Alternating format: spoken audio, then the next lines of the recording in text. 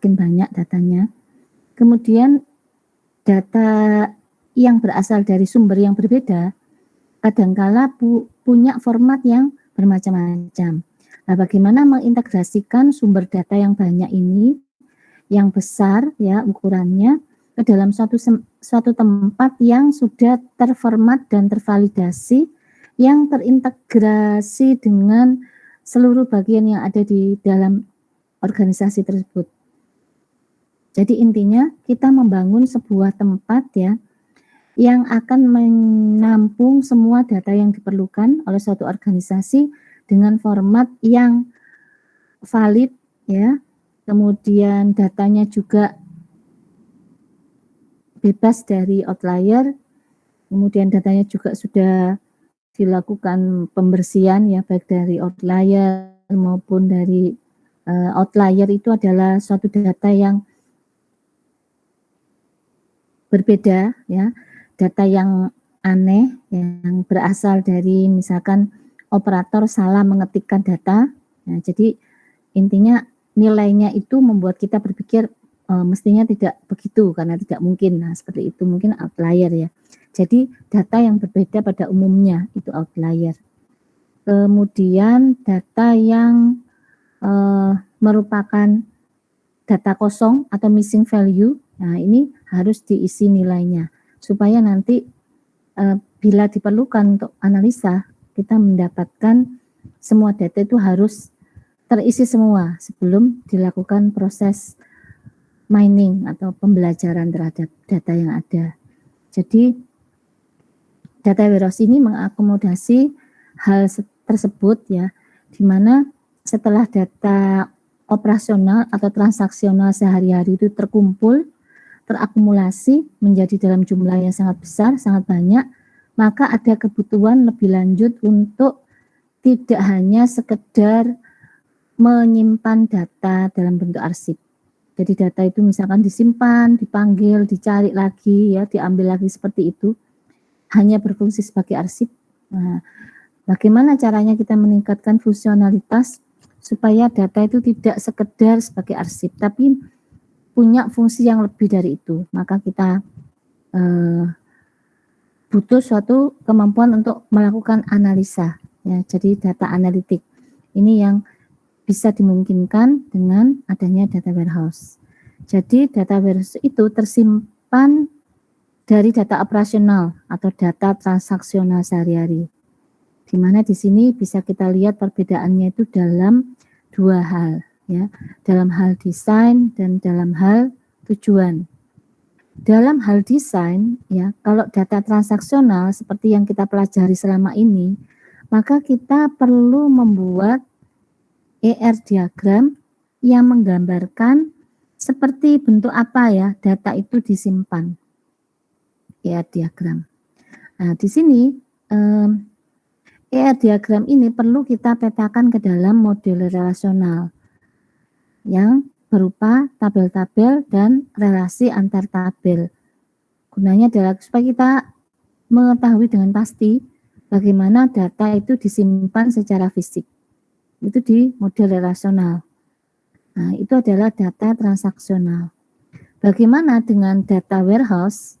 Ya, kalau data transaksional itu OLTP, Online Transactional Processing, sedangkan data warehouse itu OLAP atau OLAP, Online Analytical Processing. Jadi kebutuhan untuk menganalisa data. Ini desainnya tidak sama dengan pembuatan ER, tapi data warehouse itu punya skema atau model data yang khusus ya, yang disebut dengan skema STAR. Skema STAR yang pemodelannya merupakan pemodelan multidimensional. Jadi ada banyak dimensi. Nah, jadi ada satu tabel yang disebut dengan tabel fakta ada di tengah, dikelilingi oleh banyak tabel dimensi. Nah, karena bentuknya seperti ini, ada satu di pusat, kemudian dikelilingi oleh tabel dimensi, maka bentuknya disebut dengan skema STAR. Nah, itu adalah skema standar di dalam data warehouse.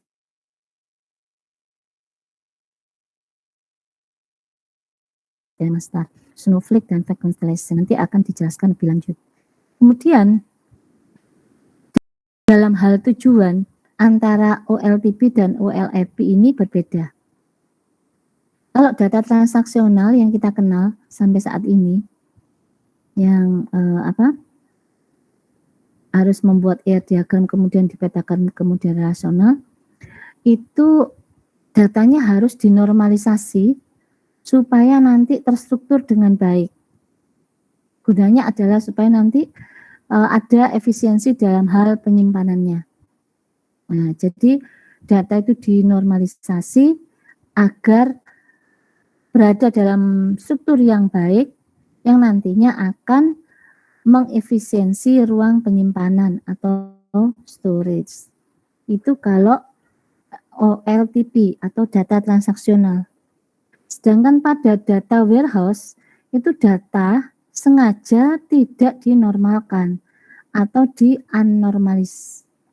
Di-unnormalize di sini adalah membuat data yang normal menjadi tidak normal. Ya, aneh kan ya. Biasanya kalau data yang normal itu jumlah tabelnya akan lebih banyak.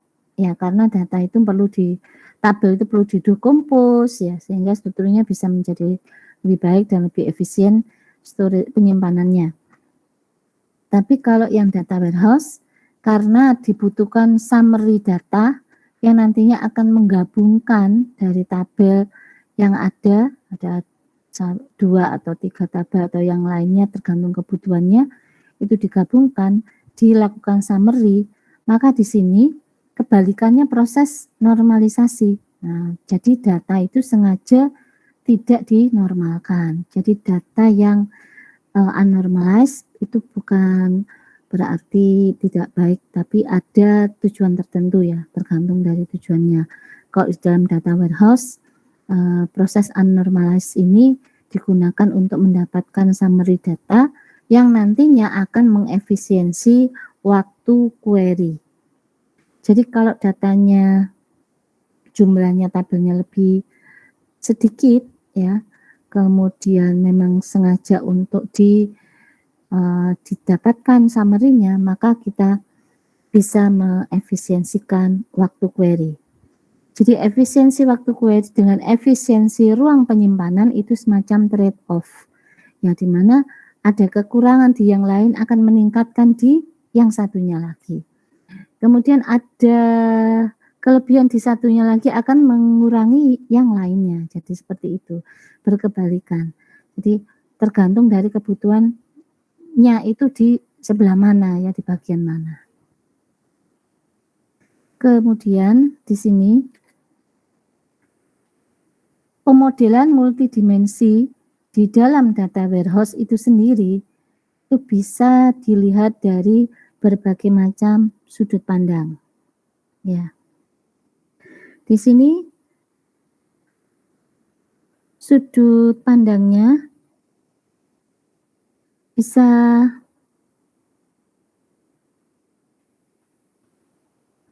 dari berbagai macam perspektif ya. Kita bisa melihat data itu dari sudut pandang stok atau sudut pandang penjualan, seperti itu. Jadi misalkan kita lihat data itu dari perspektif transaksi penjualannya, atau kita lihat data itu dari perspektif pengirimannya seperti apa. Jadi setelah dilakukan transaksi kan nantinya ada misalkan barang ya, itu akan dikirimkan.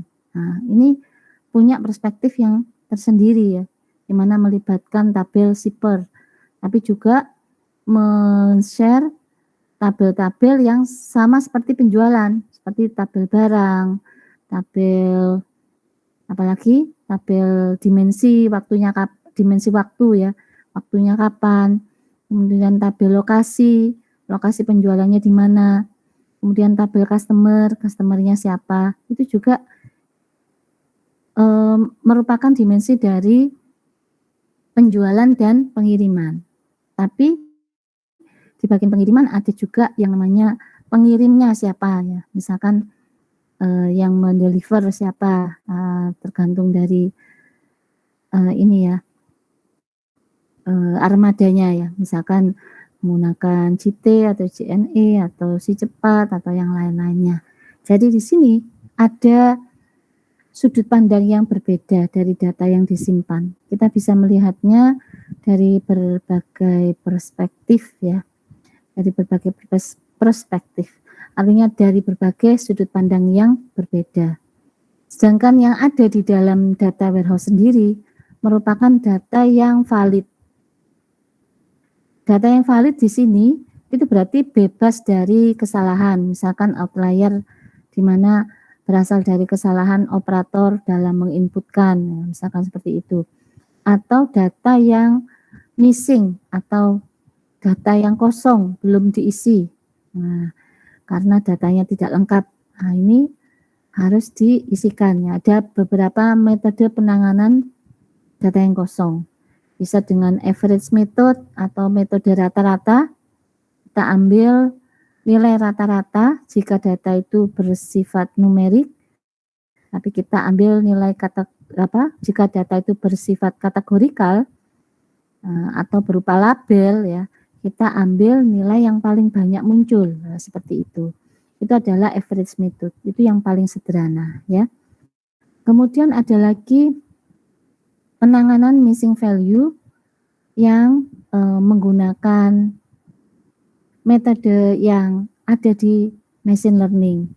Jadi bisa menggunakan decision tree, ya misalkan kita masukkan ke dalam tree dan kita akan mendapatkan nilai yang merupakan prediksi nilai yang kosong tadi.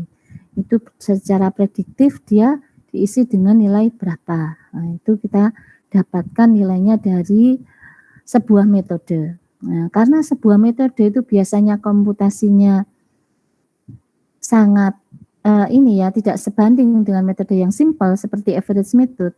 Maka kalau kita mempropose atau mengusulkan suatu metode yang akan menggantikan nilai yang hilang ini lebih tepat daripada metode yang standar ya seperti average method, maka di samping kita membandingkan nilai dari akurasinya, nanti setelah diisi nilai yang kosong ini diisi bagaimana performansinya ya.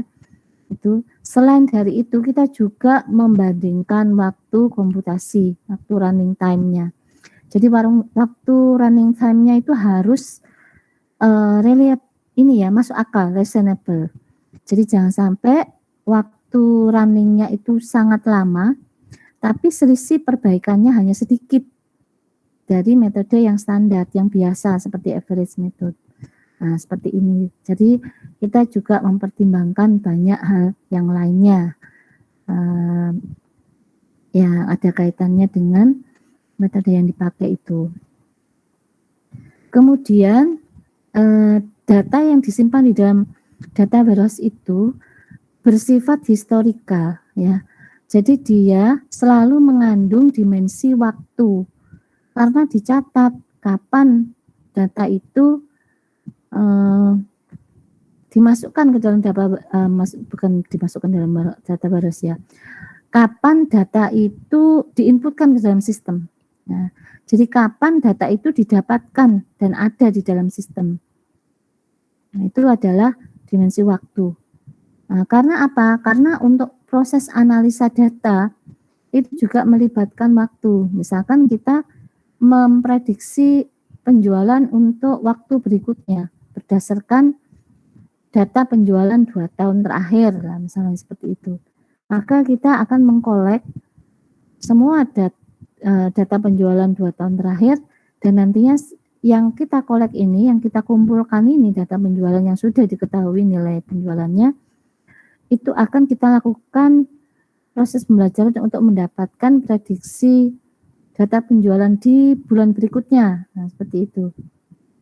Sehingga dengan memprediksi nilai ini kita bisa mendapatkan suatu bayangan atau suatu saran ya sebaiknya seperti apa ya strategi yang dilakukan. Nah, jadi intinya data mining, data warehousing ya itu semuanya digunakan untuk proses pendukung pengambilan keputusan dan strategi bisnis. Karena bisa memprediksi sesuatu yang terjadi di berikutnya. Jadi memprediksi berarti meramal dengan cara ilmiah ya. Kemudian terintegrasi, artinya kalau misalkan sumber data itu tidak hanya satu sumbernya, tapi banyak. Bagaimana setiap sumber data ini bisa masuk ke dalam data warehouse dalam format yang sama, seragam, dan satu sama lain akan dikenal sebagai suatu nilai yang sama. Jadi misalkan satuan mata uangnya ya sama seperti itu. Atau bila itu merupakan metrik ya, metrik dalam sentimeter apa dalam meter. Nah, jadi harus dalam ukuran metrik yang sama atau satuan yang sama ya, seperti itu. Itu yang ada di dalam data warehouse. Kemudian setelah data dikumpulkan di dalam data warehouse, bagaimana supaya data tersebut mudah diakses ya, gampang diakses, caranya gimana. Kemudian di dalam data warehouse sendiri itu direpresentasikan dalam bentuk data cube. Nah, data cube ini disebut dengan data bentuk kotak ya, kubus. Ya, cube itu kan kubus. Jadi kalau data itu dinyatakan, direpresentasikan dalam data cube atau kubus, berarti di sini kita punya 3 dimensi ya, sumbu X, Y, dan Z.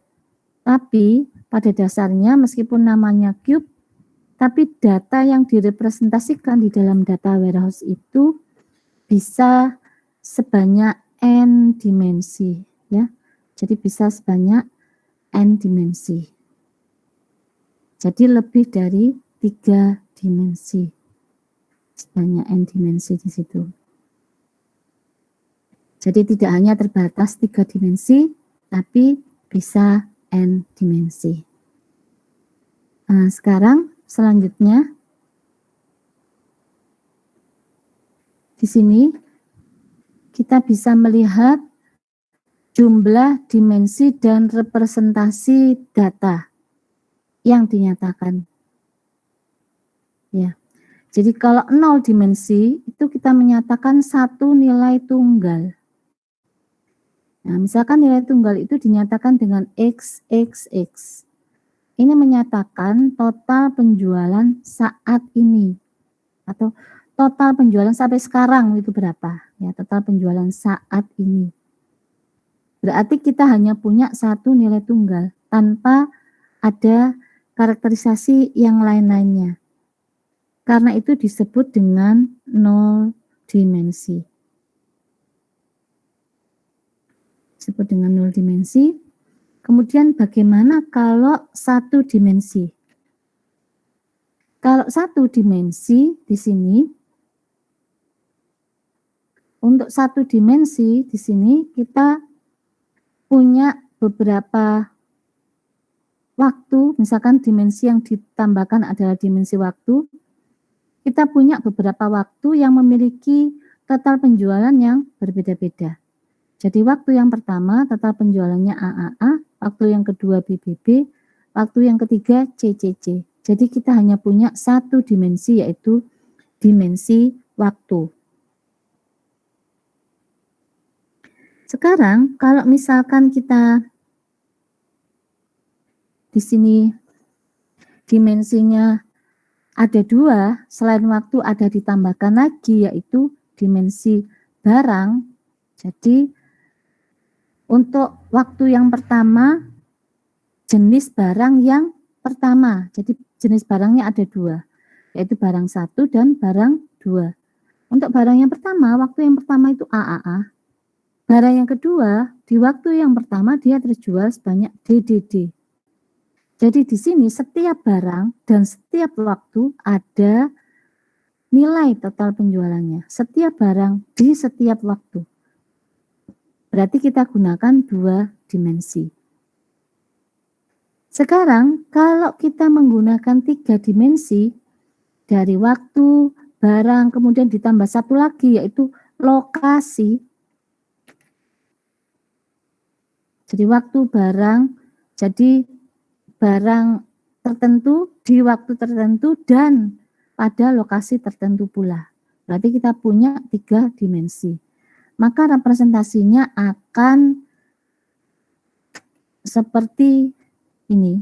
Jadi sumbu X itu barang, sumbu Y itu waktu, kemudian ditambah satu lagi sumbu Z yang menyatakan lokasinya, lokasi terjualnya di mana. Jadi barang apa, di waktu kapan, dan lokasi terjualnya di mana. Itu bisa kita nyatakan dalam bentuk seperti ini. Kalau yang tadi kan, nah ini ya, seperti tabel. Kalau 2 dimensi itu seperti tabel. Nah, sekarang kalau misalkan 3 dimensi, nah berarti kita punya representasi seperti ini. Jadi ada di lokasi yang berbeda-beda untuk setiap waktu dan barang tertentu. Nah, akhirnya yang seperti tabel tadi kalau ditumpuk jadilah bentuk cube atau kubus. Jadi bentuk cube itu untuk 3 dimensi. Sekarang pertanyaan saya, kalau misalkan dimensinya ada 4, gambarnya bagaimana? Jawabannya gimana? Kalau dimensinya ada 4, gambarnya bagaimana?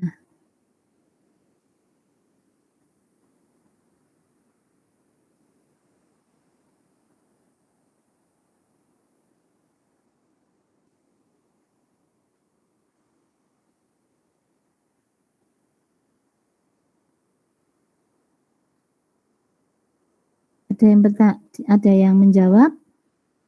Kok dimensinya ada 4, gambarnya gimana?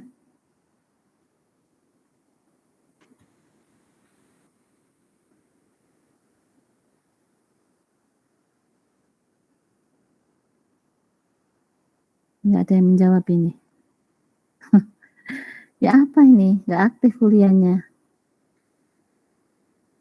Jadi kalau dimensinya ada 4, berarti kita gambarkan cube-nya lebih dari 1. Jadi cube yang pertama untuk dimensi penjual, ini ya, dimensi penjual. Jadi cube yang pertama untuk penjual yang pertama, cube yang kedua untuk penjual yang kedua. Di mana setiap cube itu punya lokasi, waktu, dan barang tertentu. Nah ini kalau 4 dimensi. Kalau 5 dimensi malah tambah ruwet lagi. Ya. Tapi sebetulnya 4 dimensi ini tidak harus dinyatakan dalam bentuk cube yang banyak seperti ini.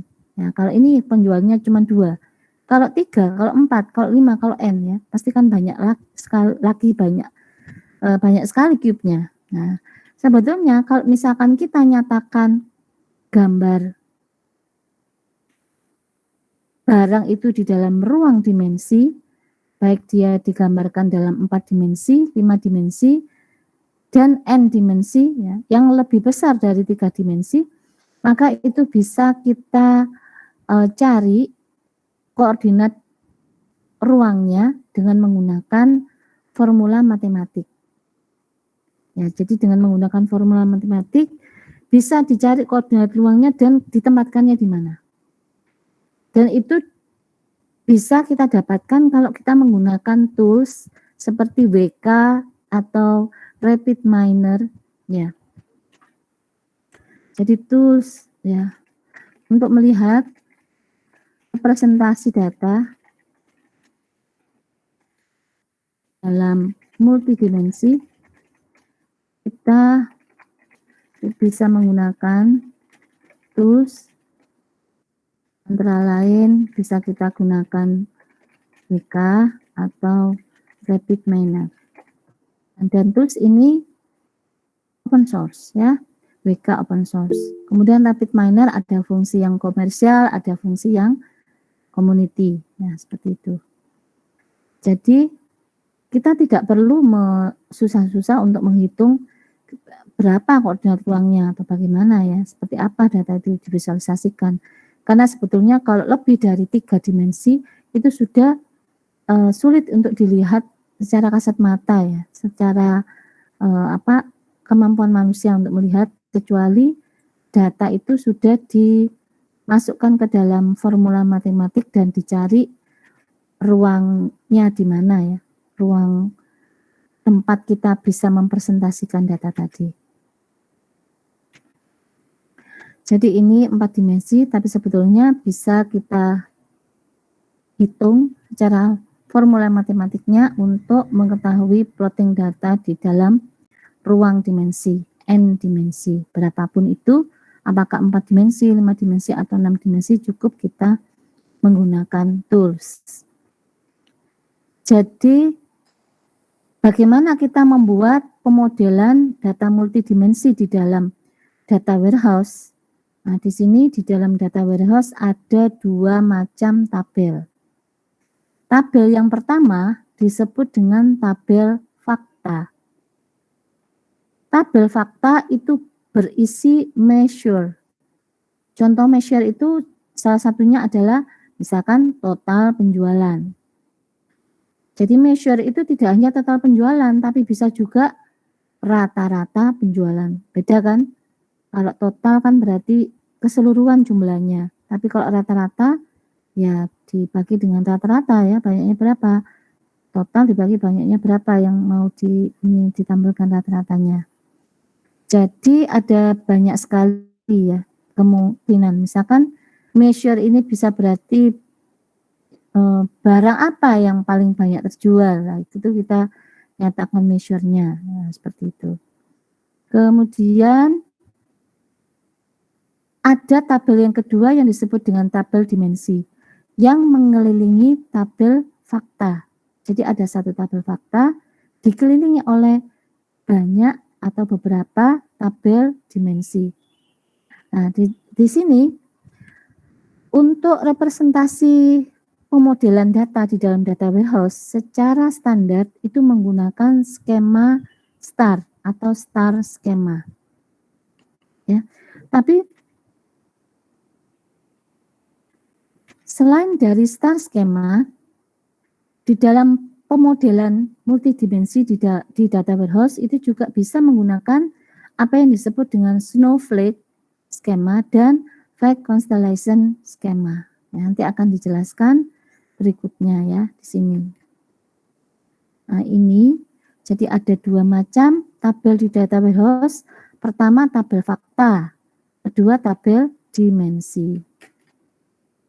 Nah, kalau misalkan tabel fakta ini menyimpan measure, kita kembali ke representasi data dalam bentuk cube, ya, di mana ini ada satu sel, satu cube yang mengisi di dalam ruang permasalahan di sini. Nah, itu kita bisa nyatakan dimensi cube ini adalah dimensi A, B, dan C. Ya, cube dalam kurung A, B, dan C. Dan yang diisikan di sini adalah nilai measure-nya. Jadi yang mengisi nilai sel di dalam cube itu adalah measure. Nah, bisa nilai total penjualan, rata-rata penjualan, atau banyaknya barang terjual, dan lain-lain. Itu disebut dengan measure. Kemudian, untuk tabel dimensi di sini, ada satu sel ruang permasalahan di dalam data warehouse yang dinyatakan dalam dimensi A, B, dan C. Karena itu di sini measure yang ada di dalam data warehouse ini menyatakan cube untuk A, B, dan C. Jadi A, B, dan C ini adalah nama dimensinya. Jadi ada cube dengan 3 dimensi A, B, dan C. Tuh.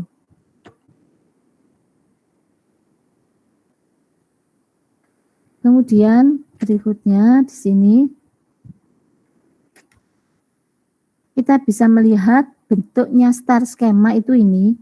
Jadi yang ada di tengah adalah tabel sales, ya, tabel fakta, yaitu tabel fakta penjualan. Di sini ada sales atau penjualan. Jadi tabel fakta penjualan punya measure yang ada di gambar dengan background kuning. Ini measure-nya. Jadi ada 3 measure, dollar sold, unit sold, dan average sales. Jadi ada 3 measure. Bagaimana dengan dimensi ya. Dimensinya di sini ada dimensi item, dimensi location, dimensi time, dan branch. Ya, di mana ada 4 dimensi ini, masing-masing dimensi punya primary key tersendiri.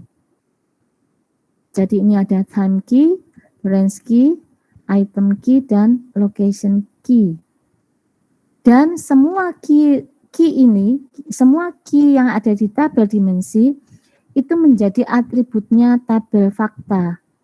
Nah, untuk menandai bahwa measure ini kepunyaannya dimensi yang mana ya, dimensi dengan nilai apa. Nah, karena itu semua key-nya tabel dimensi termaktub di dalam tabel fakta. Ini di bagian background yang putih ini. Kemudian untuk selanjutnya, setelah terbentuk star schema, diperlukan suatu kebutuhan di mana tabel dimensi itu kadangkala ya ini ya fakta ini tabel fakta dan ini measure-nya. Tabel dimensi di sini ya yaitu item, location, branch, time. Jadi ada 1 atau 2 tabel dimensi atau 3 dan seterusnya ya. Itu yang bersifat redundan. Bersifat redundan artinya dia berulang. Misalkan ditampilkan mahasiswa yang berulang nama prodinya yang lengkap gitu ya. Information Technology, Politeknik, Elektronika, Negeri Surabaya.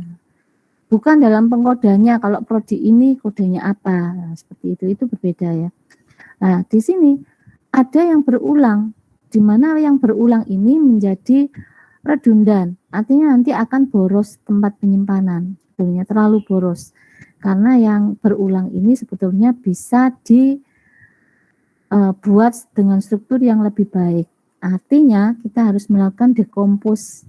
Ya, dekomposisi di sini akhirnya akan menormalisasi beberapa atribut di dalam tabel dimensi. Nah ini country, province, dan city ini dibuat misalkan ada diwakili oleh satu atribut yaitu city key. Kemudian supplier ini ada keterangan supplier type dan supplier apa itu supplier type dan supplier key. Jadi key-nya dan tipe dari suppliernya seperti itu. Dan untuk location yang berulang ini adalah 3 atribut ini, country, province, dan city, sehingga ini kita normalisasi dan diwakili oleh satu nilai yaitu city key. Nah, city key ini sebagai primary key-nya yang berrelasi dengan ini. Jadi akhirnya dengan bentuk seperti ini, tabel dimensi itu bisa jadi dipecah lagi menjadi tabel yang lebih kecil. Karena itu, karena dia merupakan asalnya adalah star dan ujungnya bercabang, jadi kalau gambar bintang ujungnya bercabang itu kan menjadi snowflake. Nah, ini seperti winter season ya. Jadi winter season itu ada musim salju. Ada snowflake, gambar snowflake itu kan seperti bintang yang ujungnya pecah gitu ya. Pecah cabang. Nah, seperti ini. Nah, ini bercabang. Artinya tabel dimensinya dinormalisasi. Nah, dinormalisasi, didekomposisi, dipecah ke dalam tabel yang lebih kecil. Seperti ini. Lebih kecil atau dalam jumlah yang lebih banyak daripada sebelumnya. Kemudian di sini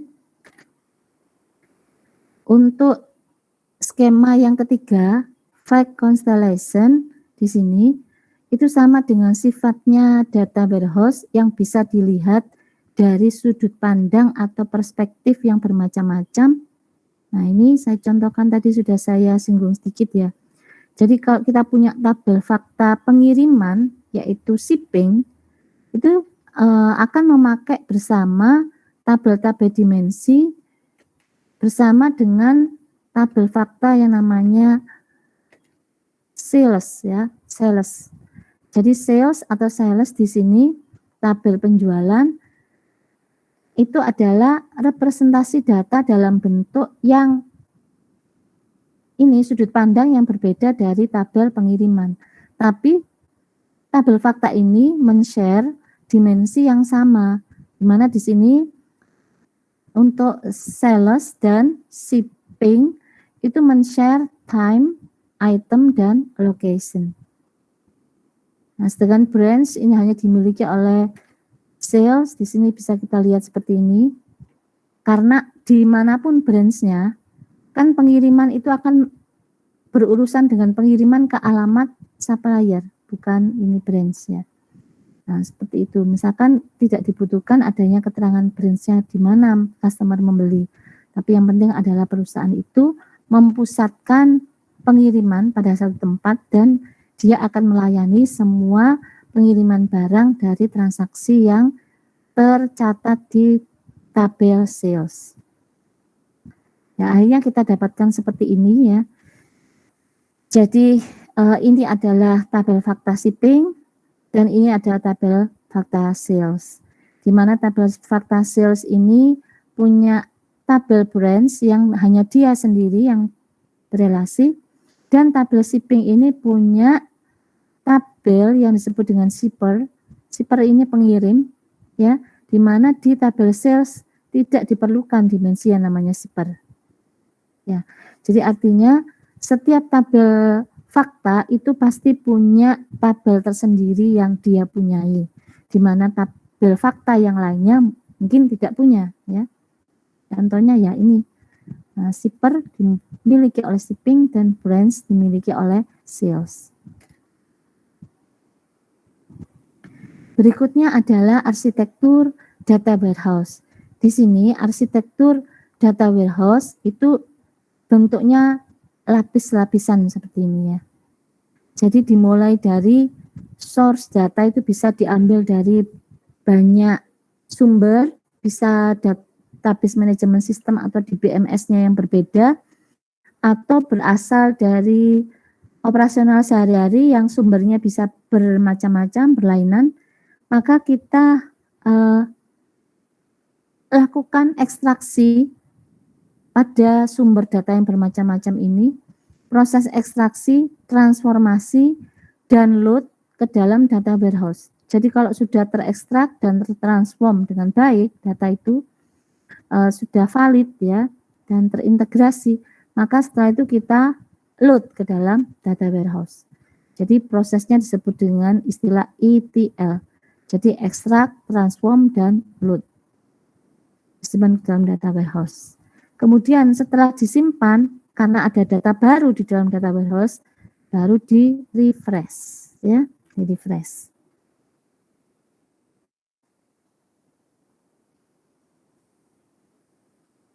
Nah, di sini kita lihat pada arsitektur data warehouse-nya. Nah, ini dimasukkan ke dalam data warehouse, kemudian ada gambar tabung kecil-kecil di bawahnya data warehouse yang berwarna kuning, ini data marts. Jadi data marts itu ruang lingkupnya lebih sempit atau lebih kecil daripada data warehouse. Misalkan data marts ini menyimpan di divisi apa ya, divisi tertentu di suatu organisasi. Sehingga setiap divisi kalau mau dipisahkan datanya, maka setiap divisi punya data marts tersendiri. Yang nanti semuanya akan langsung divalidasi data yang terpusat ya, satu data. Oh, itu dari data warehouse ini. Kemudian ini ada metadata. Metadata itu artinya informasi atau data mengenai data yang lain. Nah, misalkan metadata itu berisi, misalkan yang ada di dalam data warehouse itu tahun berapa sampai tahun berapa. Nah, itu metadatanya. Kemudian apa saja kolom yang ada di dalam data warehouse. Apa saja kolom yang dibutuhkan. Nah, itu juga metadata. Jadi semua data yang berisikan data yang lain itu disebut dengan metadata. Kemudian di sini ada monitor and integrator, jadi diawasi ya. Kemudian data itu harus bisa terintegrasi di bagian yang lain karena dia sudah mempunyai format tunggal yang dikenali ya di semua tempat yang ada di dalam organisasi yang mau dikembangkan menjadi data warehouse seperti itu. Kemudian sebelum data yang ada data warehouse itu dianalisa, analisanya di mana? Di OLAP server. Nah, nantinya akan mendapatkan hasil analitik yang akan dilaporkan pada proses ini ya. Jadi dimulai dari membaca dan mendayagunakan apa yang ada di sini ya. Kemudian setelah itu kita lakukan analisis, query, reports, dan data mining. Ya. Dengan demikian, maka data itu tidak hanya sekedar fungsinya hanya disimpan dan sebagai arsip saja, tapi bisa juga untuk menganalisa dan mendukung proses pengambilan keputusan karena berhubungan dengan strategi juga. Baik, itu dari saya ya. Untuk yang slide-slide setelahnya ini ada ditemukan dipelajari lebih lanjut di mata kuliah data warehouse. Jadi untuk yang desain, implementasi dan testingnya tidak dibahas di sini. Jadi cukup dibahasnya ada di sampai di arsitektur ya. Jadi sampai di arsitektur ini saja yang bisa kita pahamkan dulu. Jadi ini semuanya akan dipelajari di desain data warehouse. Itu dari saya ya. Berikutnya ada yang bertanya untuk materi yang sudah saya sampaikan.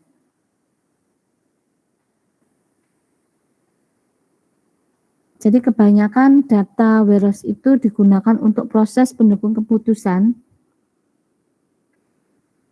Bisa juga merupakan suatu sumber data di bagian Executive Information System.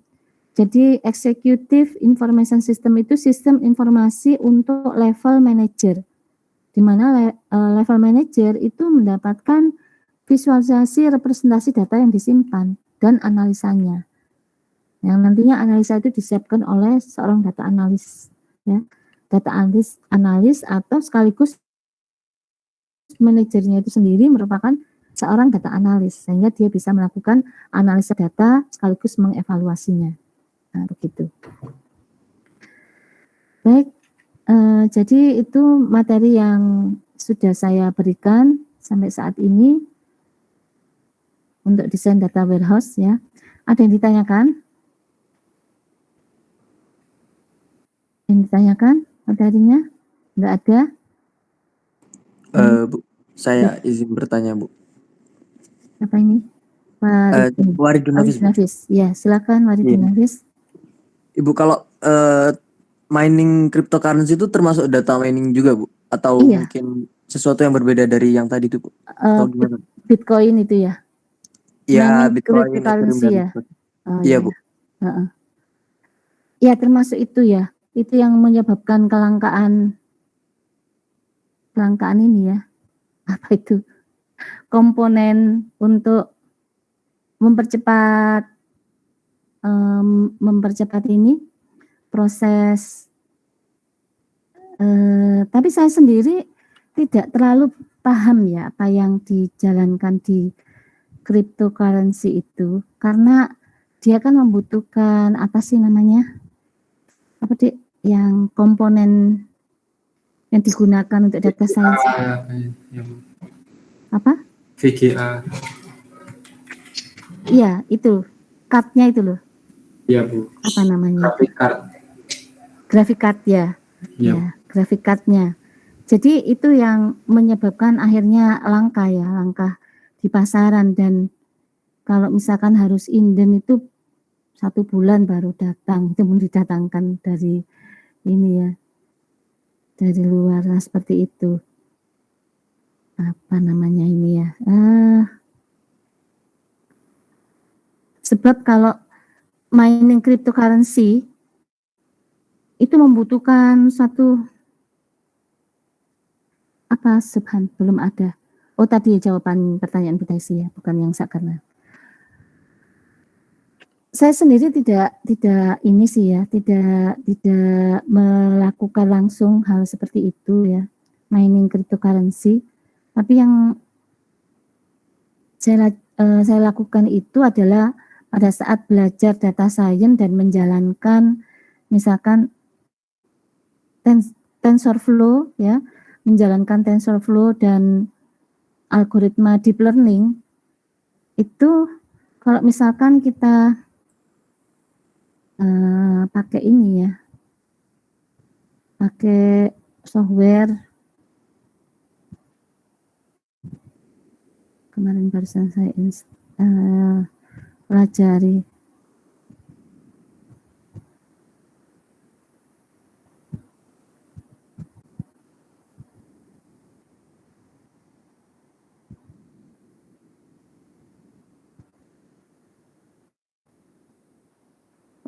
Dari pemrograman Python ya, pemrograman Python, kemudian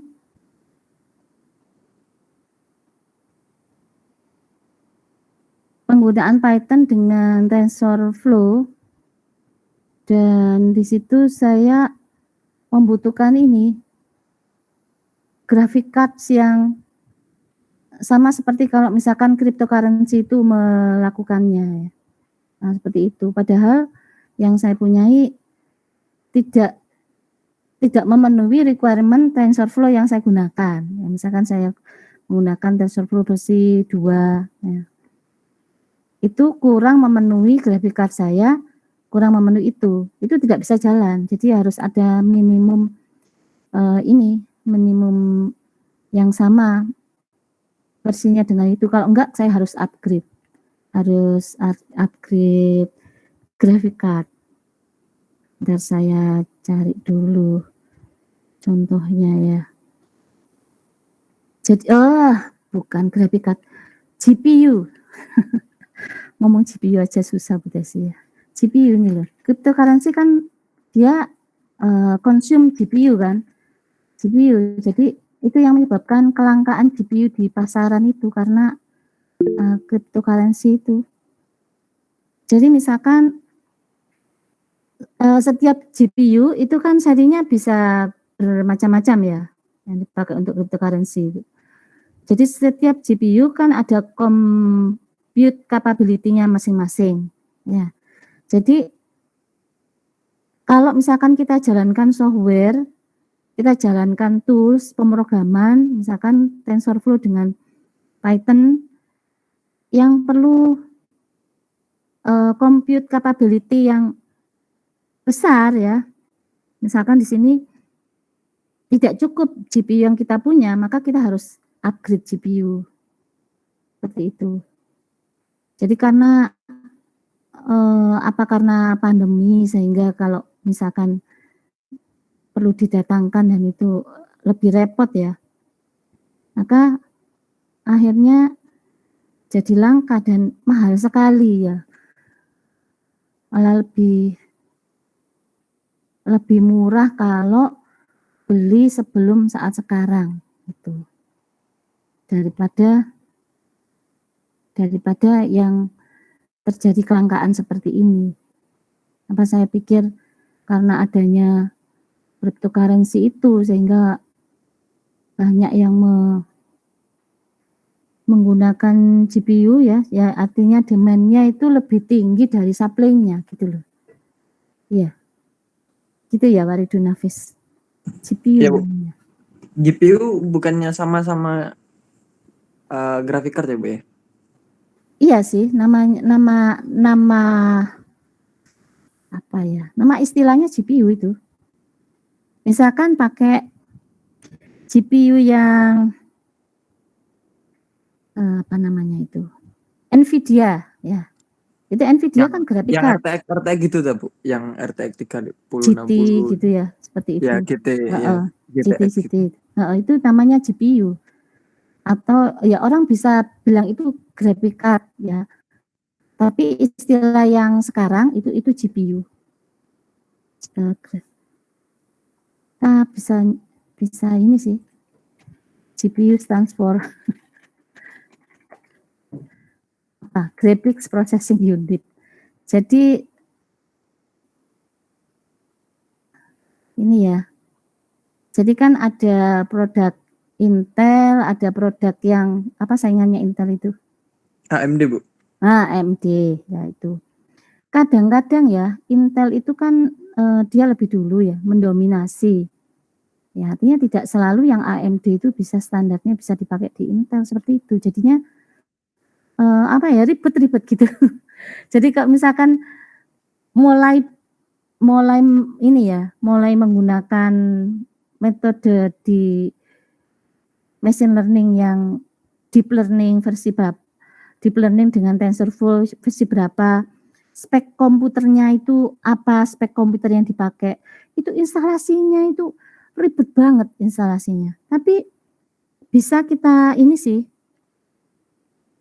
bisa kita dapatkan instalasi cara bagaimana itu ada di YouTube sih, kalau kita cari pasti ada. Jadi bagaimana menginstal TensorFlow ya supaya nanti akan mengenali GPU yang kita punya gitu.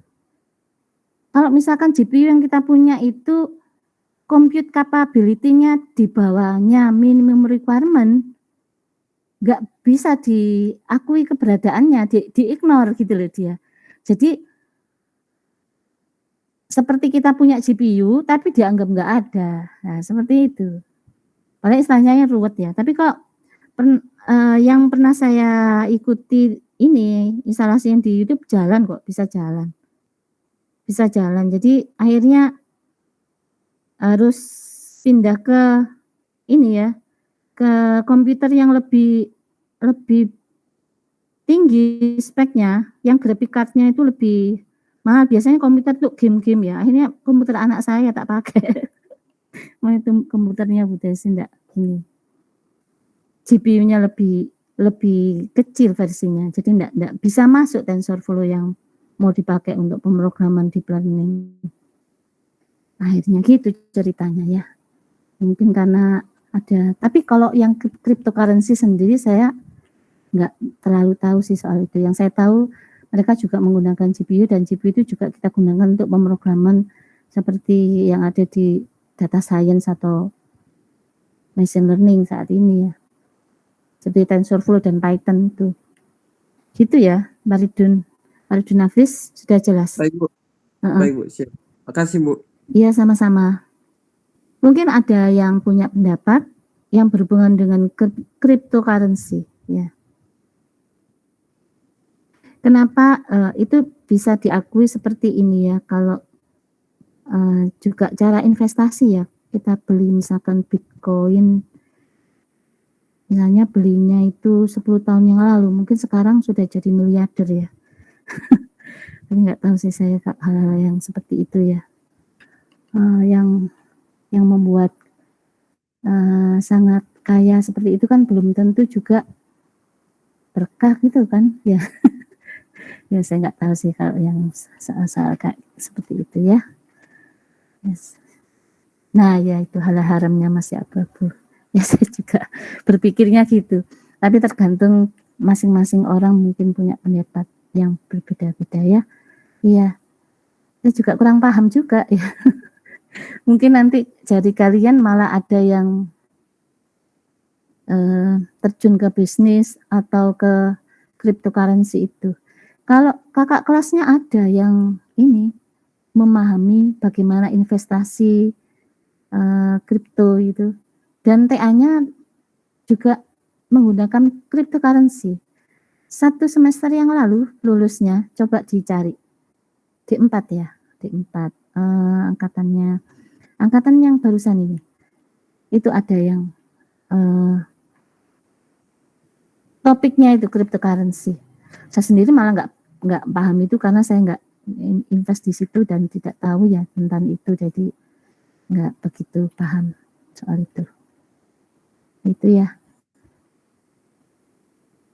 Baik, ada lagi yang ditanyakan atau yang menambahkan dari topik yang sekarang? Data warehouse? Nggak ada? Nah, untuk Bu, belum ada ya? data warehouse itu berarti lebih kepentingannya itu untuk bisnis ya Bu berarti Bu? Untuk data analitik, sebetulnya yang namanya pendukung keputusan dan penentuan strategi itu kan tidak hanya bisnis saja ya, Bayu ya. Oh, iya. Tapi kan juga organisasi apapun yang memanfaatkan data itu menjadi lebih punya nilai tambah gitu. Dari sekedar diarsip aja, tapi juga bisa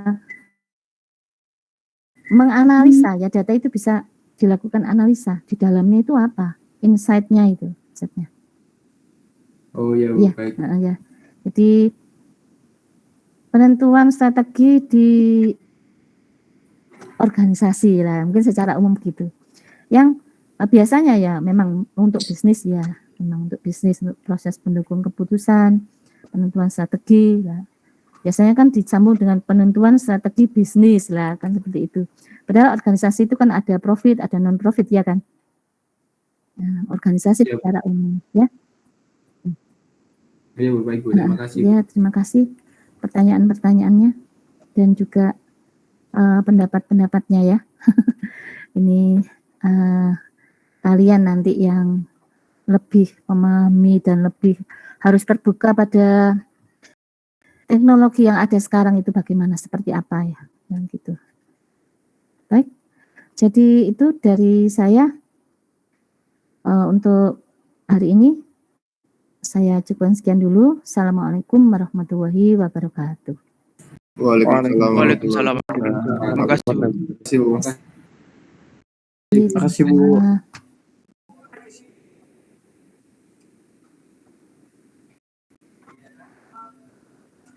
Halo.